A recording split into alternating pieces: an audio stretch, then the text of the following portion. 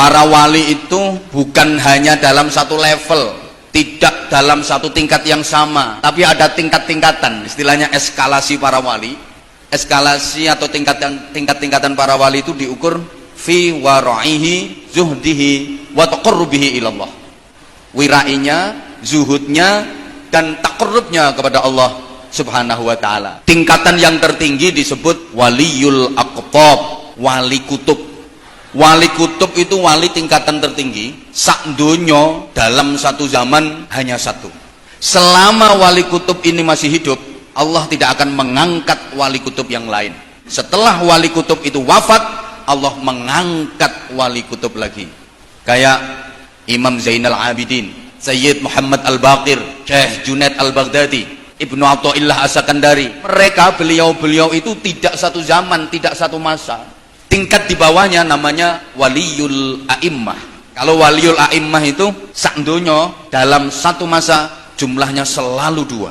Wafat satu, Allah segera mengangkat satu lagi, waliyul a'immah. Di bawahnya lagi ada waliyul autad. Waliyul autad itu dalam satu masa sak donya jumlahnya selalu 4. Kemudian di bawahnya ada waliyun nuqaba, jumlahnya selalu 7 dalam satu masa, sak donya jumlahnya 7. Di bawahnya lagi ada namanya waliyun nujaba, itu jumlahnya selalu 12. Di bawah itu ada waliyul abdal yang jumlahnya selalu 40. Kalau para wali itu ukurannya dari wirai, zuhudnya, dan taqarrubnya kepada Allah, sedangkan tabaqatil ulama, eskalasi para ulama itu tidak diukur fi wara'ihi wa zuhdi wa taqarrubi ilallah, tapi diukur fi mautihi. Eskalasi para ulama itu diukur dari kematiannya. Makanya kalau kita membaca karya sebuah kitab, pasti nanti di situ akan dicantumkan pengarangnya siapa dan disebutkan al-mutawaffa, tahun wafatnya. Kayak contoh kitab Fathul Mu'in, itu pengarangnya Syekh Zainuddin Al-Malibari. Malibari itu India bagian barat. Itu nanti akan ditulis pengarangnya Syekh Zainuddin Al-Malibari Al-Mutawaffa, tahun wafatnya.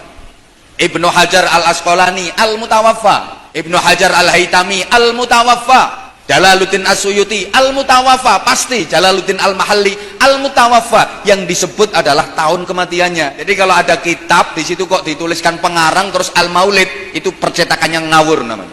Karena eskalasi para ulama itu memang diukur dari kematiannya. Mana ulama yang wafat lebih dulu itu dianggap lebih maju, lebih utama, dan lebih keren. Sering saya sampaikan di mana-mana sebagai gambaran. Ada dua tokoh besar ulama yang dua-duanya ini keluar dari pakem. Karena kalau ulama itu ada pakem, adik-adik.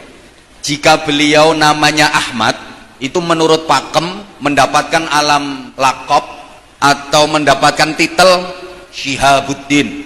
Ahmad siapapun itu titelnya Syihabuddin, selalu begitu pakemnya. Kalau namanya Muhammad sesuai pakem itu titelnya selalu Syamsuddin. Dua ulama ini keluar dari pakem. Yang satu namanya Ahmad bin Husain bin Ahmad Al-Asfahani, pengarang kitab Ghayatul Ikhtisar atau yang terkenal dengan sebutan Takrib. Kitabnya tipis tapi luar biasa. Beliau namanya Ahmad, tapi titelnya bukan Syihabuddin. Beliau diberi titel Syihabul Millah. Satunya namanya Abu Hamid Muhammad bin Muhammad Al-Ghazali. Beliau namanya Muhammad. Harusnya kalau sesuai pakem titelnya Syamsuddin, tapi beliau titelnya Hujjatul Islam. Dua ulama ini sama-sama hebat. Ini saya akan ceritakan eskalasinya ya. Imam Abi Syuja, pengarang Takrib, lahir tahun 1047 Hijriah. Beliau wafat tahun 1197 Hijriah. Jadi usianya 150 tahun. Panjang banget usianya. Sementara Imam Ghazali lahir di tahun 1060 Hijriah, wafatnya pada tahun 1111 Hijriah, dalam usia 51 tahun.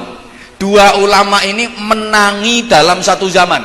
Imam Abi Syuja lahir duluan tapi wafatnya belakangan karena usia beliau sampai 150 tahun.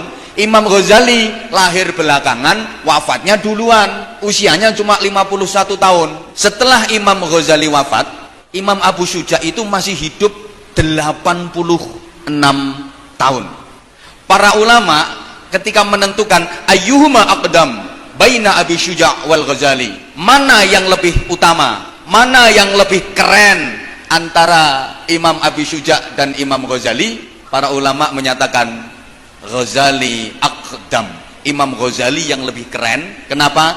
Karena mati lebih dulu. Dua-duanya sama-sama hebat. Kalau dari sisi karya keilmuan, Imam Ghazali menang. Kitab karya Imam Ghazali itu luar biasa, sampai nggak ada ulama yang bisa menandingi Imam Ghazali ketika meringkes kitab karangannya Imam Haramain. Imam Haramain itu punya kitab yang misalnya ditumpuk itu dari sini sampai tembus plafon situ, saking tebelnya kitabnya.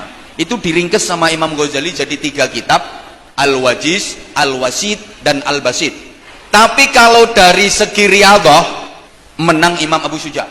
Dari tingkat riyadhahnya Imam Abu Syuja lebih hebat.